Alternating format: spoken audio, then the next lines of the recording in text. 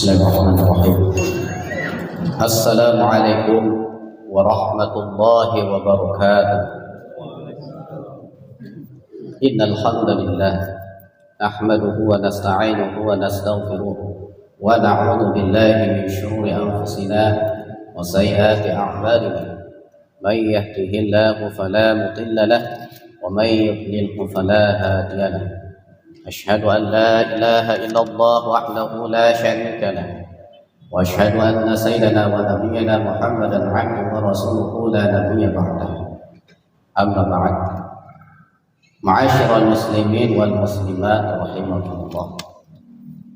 Alhamdulillah, sudah tidak terasa lagi pada malam hari ini kita sudah memasuki malam ke-22. Kalau tidak salah ya, mohon untuk diluruskan. Itu artinya apa? Itu artinya kita sedang berada di 10 malam terakhir.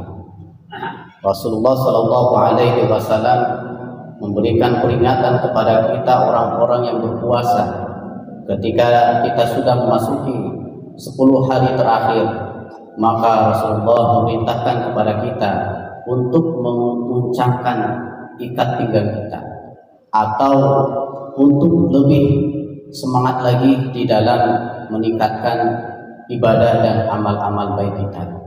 Karena pada malam 10 hari terakhir ini adalah Allah Subhanahu wa taala akan menurunkan malam kemuliaan, yaitu Lailatul Qadar. Terkait dengan Lailatul Qadar, Allah Subhanahu wa taala menjelaskan di dalam salah satu ayat atau salah satu surah, yaitu surah Al-Qadr. A'udzu billahi minasyaitonir rajim. Bismillahirrahmanirrahim. Inna anzalnahu fi lailatul qadr. Wa ma adraka ma lailatul qadr. Lailatul qadri khairun min alfi syahr. Tanazzalul malaikatu war-ruhu fiha bi'izni rabbihim min kulli amr. Salamun ya hatta matla'il fajr. Inna anzalnahu fi lailatul qadr.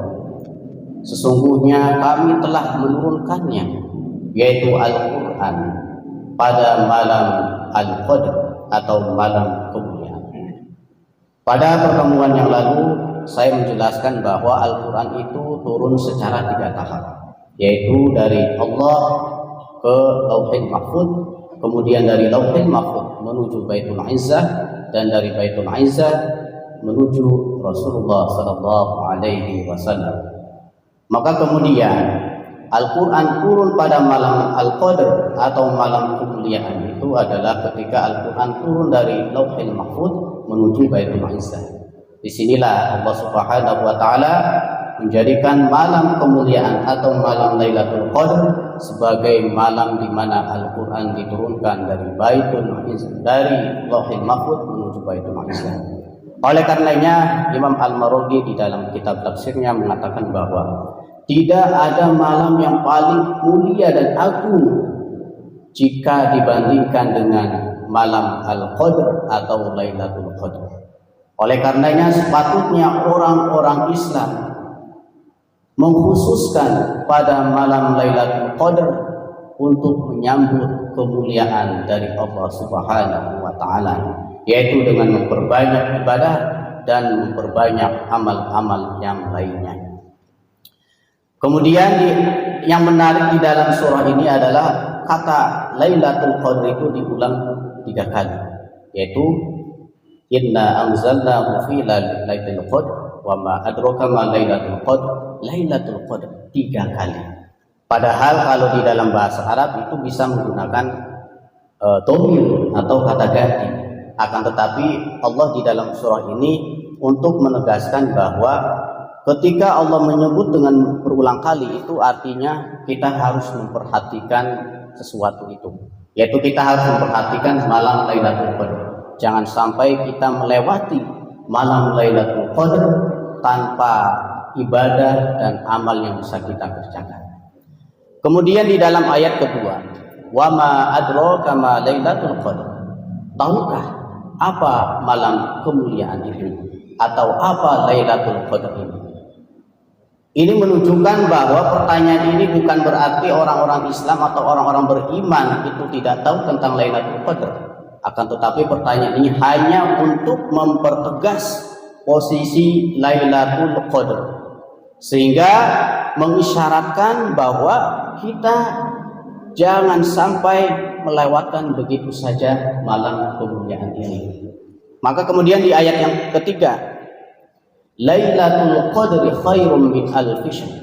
Ayat ketiga ini menjelaskan tentang keutamaan atau keistimewaan Lailatul Qadar, yaitu di mana Allah Subhanahu wa taala akan memberikan anugerah kepada siapa saja yang mendapatkan Lailatul Qadar, yaitu sebanding dengan ibadah 1000 bulan. Dan ini tidak Allah berikan kepada umat selain umat Nabi Muhammad SAW. Oleh karena ini sangat penting sekali ketika kita mendapatkan Lailatul Qadar, karena ketika kita mendapatkan Lailatul Qadar itu berarti ibadah kita sebanding dengan ibadah selama 1000 bulan. Kemudian di ayat yang keempat, tanazzalul malaikatu warruhu fiha bi'izni rabbihim min kulli amr. Para malaikat turun, termasuk malaikat Jibril. Untuk apa? Untuk melihat siapa-siapa saja di antara hamba-hamba Allah yang melakukan ketaatan, atau untuk mencatat siapa-siapa saja yang meminta pertolongan, yang memohonkan doanya.